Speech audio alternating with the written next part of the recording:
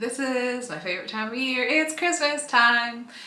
To clarify, the actual Christmas day, I have sad and I'm homebound, so that day is usually really lonely and sad, but up to it, the run up to it, favorite time of year. So cozy, just everything's so festive.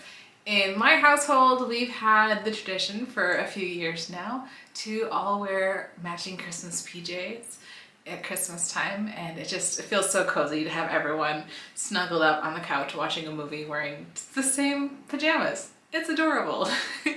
Last year was the first year that I made the pajamas myself, and I learned a lot. The pajama bottoms, pretty great, no notes. I used the same pattern for those this year, so I didn't even film it because boring. But the tops. Last year I did a button-down flannel, which I thought that it was my fault. I thought that I did the collar weird because, like, especially for the adult ones, the collar was just too open, and I didn't like that.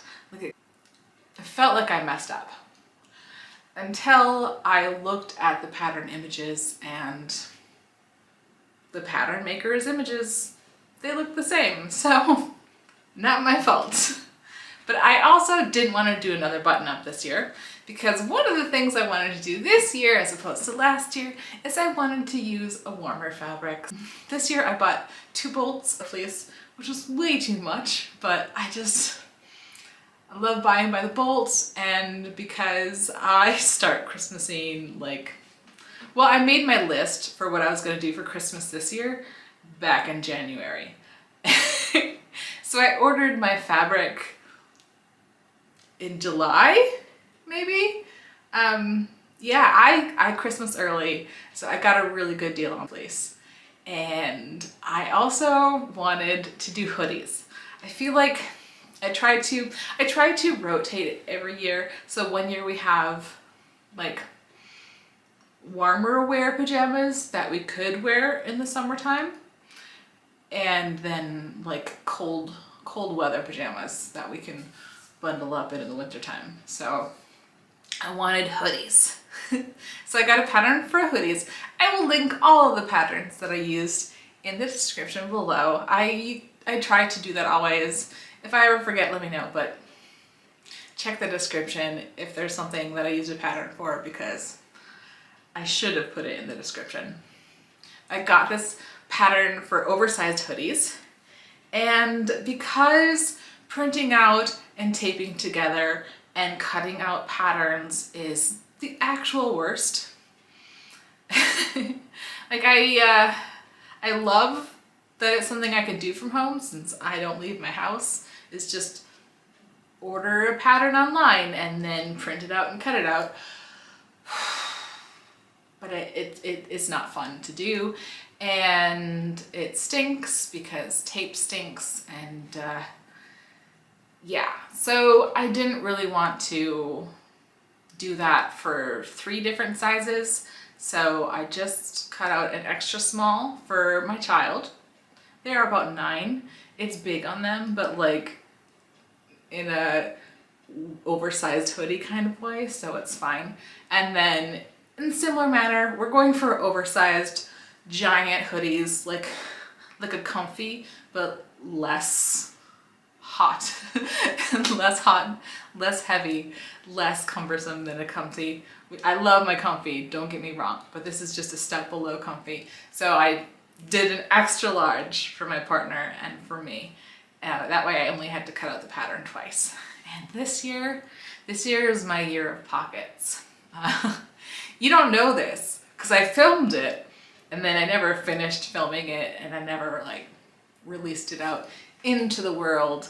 But over the summer I did work on making my own summer wardrobe video, and I sewed some overalls, and I got a chance to learn how to do a few different kind of pockets that I didn't know how to do before. So now I can do 4 different kind of pockets. I know. Amazing. But yes, pockets. So for the oversized hoodie, the good thing about the pattern is that I could do most of it with my serger because I don't know what it is about my sewing machine. I don't know if it's that it's a vintage sewing machine and maybe it's just, you know, not running the way it should, or if it's because I still don't understand tension the way that I should. I try to change my needles appropriately, but sometimes the sewing machine is just a pain in my butt and it doesn't want to work. And I think maybe is my thread to blame. It seems like Gutermann's used to not break at all, and then I got a new batch and it just won't not break. Just the thread breaks all the time and it drives me nuts. So if I can use my serger instead of my sewing machine, I will. But unfortunately, like for the hems, I have to use my sewing machine. And especially for this project, for those kangaroo pockets, there's no way of avoiding it. You gotta use the sewing machine. I did use a zigzag to try to avoid any funkiness with the stretchiness of the polar fleece. But once we finished sewing down the kangaroo pockets, hoodie-wise, we really were able to do it on the serger. Yes, I love you, serger, because you don't give me as much grief. I mean, honestly, when the serger gives you grief, it's like the worst grief, but it gives me grief less often than the sewing machine. When it came time to assemble the hood, I realized that I made a big mistake when cutting it out. And instead of cutting it out in a way where the pattern would be in a logical direction, it was going to be half upside down.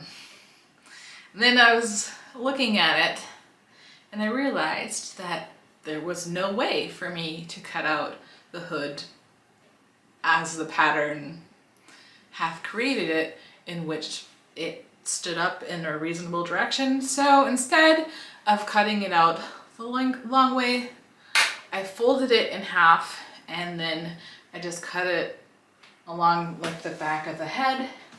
So then I was able to sew that together, and maybe the seam isn't as nice as it would be, but if you're working with a pattern, it's kind of the way. It's the only way that I can think of. But the good thing about having cut out this hood pattern twice is that I could, instead of just, they wanted you to hem the hood, so you'd have a single layer hood. But that, of course, would mean that I would have to use my sewing machine for yet another job. And we're already pushing it since we had to, you know, hem the pants and sew on the kangaroo pocket. And that's a lot of things to do on the sewing machine when you're kind of hating your sewing machine right now. Like, we're in a fight. I don't want to talk to my sewing machine if I don't have to talk to my sewing machine. So double layered hoods for the win.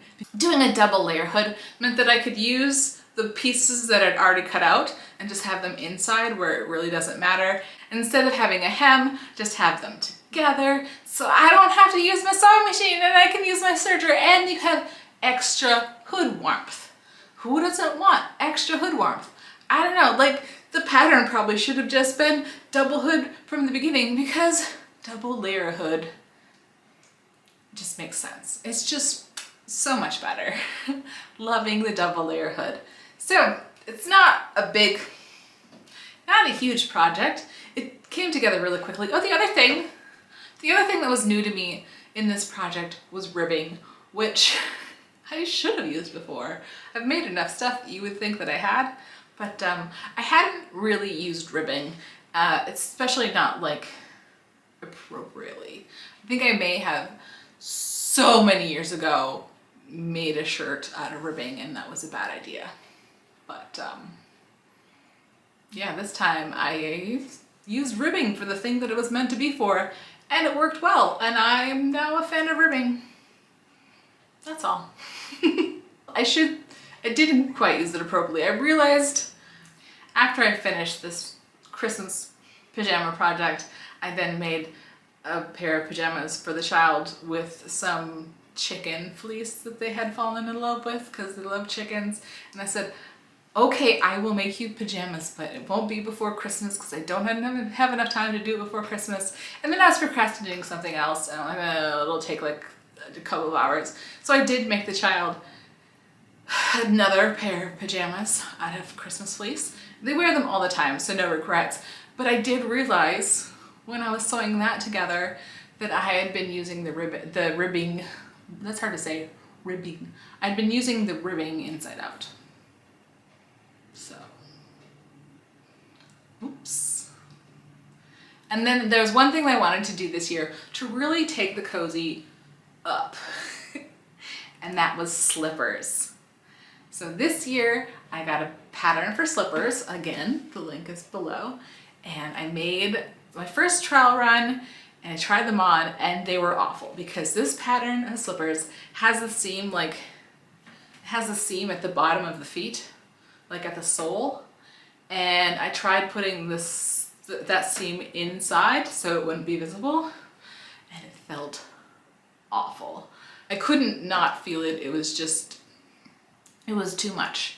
So I ended up cutting the pattern a size up for myself because part of the problem is that I have really wide feet and they were just too small. The other part of the problem is that the seam inside is just a bad place for the seam. So this time when I made the seam on the outside of the slippers. In order to make these slippers extra comfy, we got some Sherpa to go on the inside. It's so fluffy and so gorgeous and such a pain to use. And I was running it through my serger and it was like being rejected by my serger.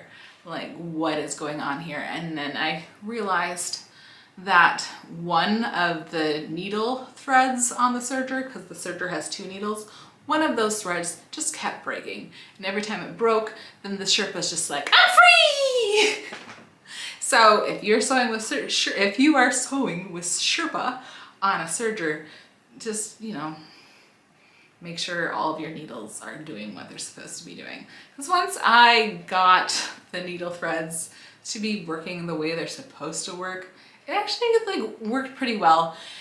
It was nowhere near the pain in the butt that it was, and I whipped up another pair of slippers and I tried them on, and they were cute. They were cozy, except for one thing. The seam was on the outside of the soles, where it was supposed to be. The pattern that I was using, that's where they had the seam.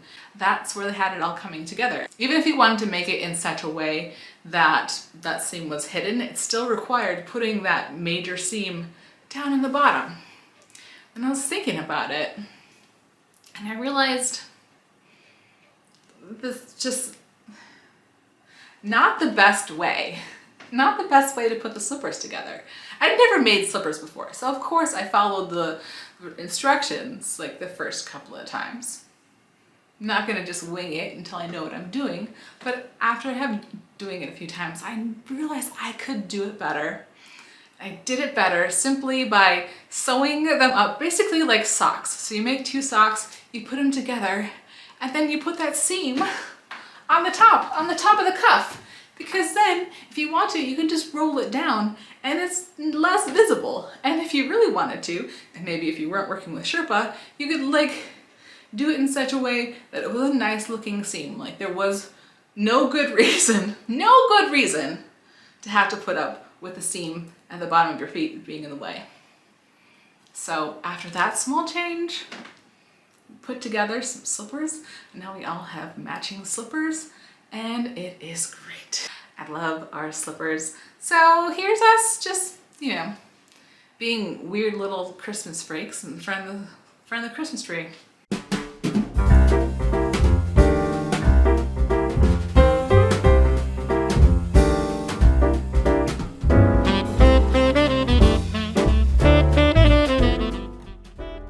Thank you so much for joining me here today. I hope that you have a safe and happy celebration, whatever you celebrate, wherever you celebrate, with whomever you celebrate, however you celebrate. And from our family, Merry Christmas, and see you next time. Bye.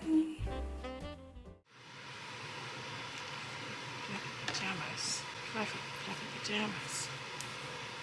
Fluffy, fluffy pajamas. Fluffy, fluffy pajamas. Pajamas are so fluffy inside. I wanna wear them when I go to bed at night.